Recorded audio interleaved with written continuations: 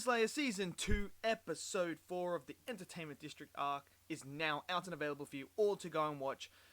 We're going to talk about this episode, but I want to know your comments below about this episode. Did you love it? Did you hate it? What did you like about it? Smash it down there. Smash that like button. Click subscribe as well so you don't miss any other Demon Slayer content that I bring out, or any other anime or any other film, TV shows that you're interested in.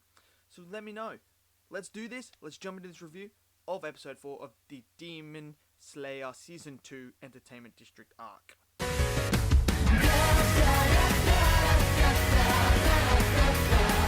Okay, so the Entertainment District arc, I am enjoying it so much. The last few episodes have been all build up. We obviously got the aftermath of Rengoku's death in the Mugen Train arc. We dealt with all that stuff. We are now seeing Tengen trying to understand who he is. We're now being introduced to the Upper Moon 6 demon who is running the joint. We also know Zenitsu was taken last episode. We also know Inosuke has now figured out that the demon is there somewhere. Tanjiro knows. This episode was insanely great because what I like about this episode is we finally got a confrontation with Tanjiro and the demon. I love this episode. I loved the setup that they were doing, and then this was just a big payoff, and it's got me even more excited for next week's episode now.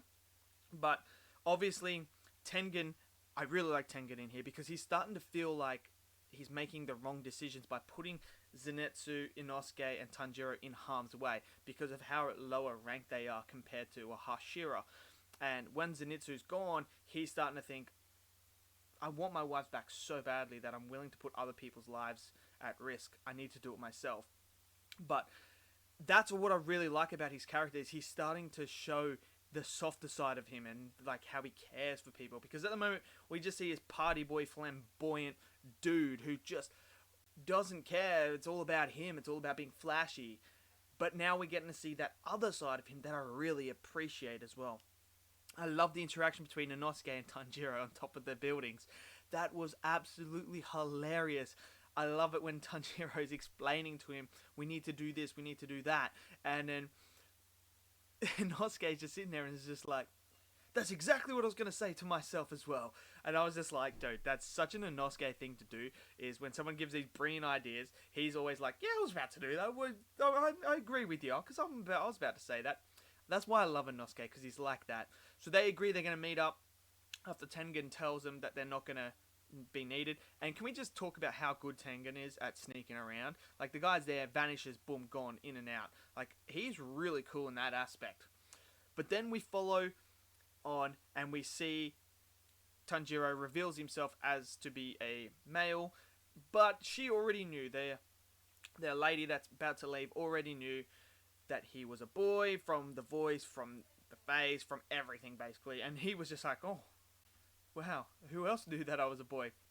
But she's leaving and he's like, it's okay, I'm going to bring everyone back. I promise you that. He leaves and then the demon comes in to take her away.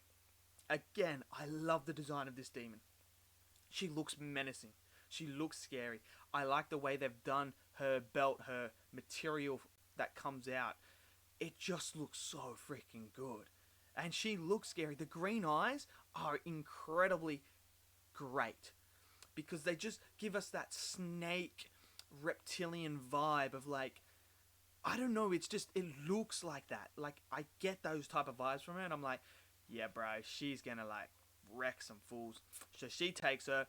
Obviously Tanjiro's on the way to see Inosuke and then he senses this is going on. So he then starts to head back. I love this bit with Inosuke where he's like, he's late again. Fine, I'm taking action. And he just jumps up, puts his head through the roof, and then he calls for these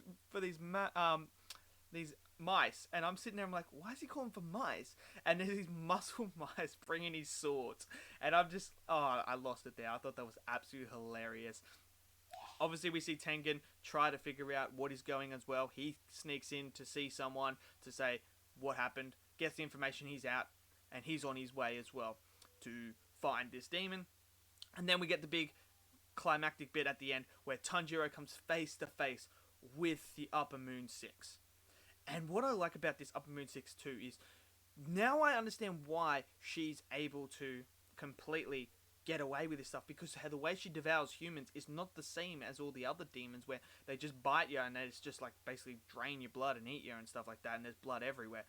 No, she actually sort of like vaporizes them into her material that she has, which I think is very unique and very cool, mind you. And we can see that where there's half a human and half non-human as she's sitting there, devouring her. And then we get to see her strength and how quick she is when she just hits Tanjiro and he goes flying back. And I'm just sitting there after that happened. I'm like, Tanjiro's like, I'm afraid too. Like, that's why I'm struggling to move. And I'm sitting there and I'm thinking, just remember what Rengoku told you. Like, just remember the lessons Rengoku taught you that whole entire time. And then Tanjiro, being Tanjiro, gets back up again. And I love this sequence when she starts attacking him and he's in midair. Because obviously he has to put what's her name? His sister down because the strap breaks. So he's got to put the box down and he's got to fight her. And I love this midair sequence where he's fighting her off, defending her. And we get to see how good she is. And she's even impressed by him because he's a lower ranked one.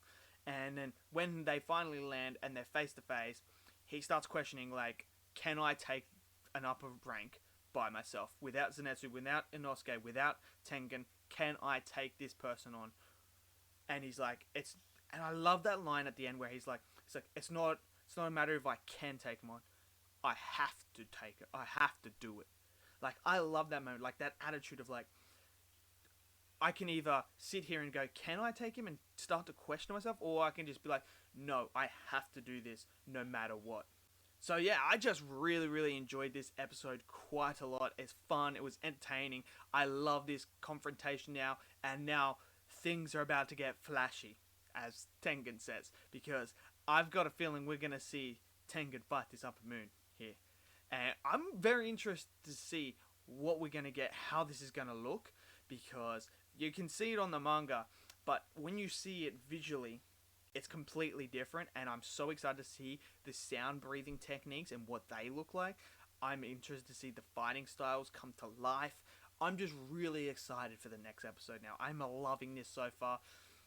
And it's only episode 4 of the Entertainment District arc. That's the thing, it's only episode 4. So I can't wait. So let me know in the comments below, what do you guys think of this episode? Did you love it? Did you hate it? Smash it down below. Smash that like button for me and click subscribe as well. And I'll see you guys next video. Until then, stay safe and peace out.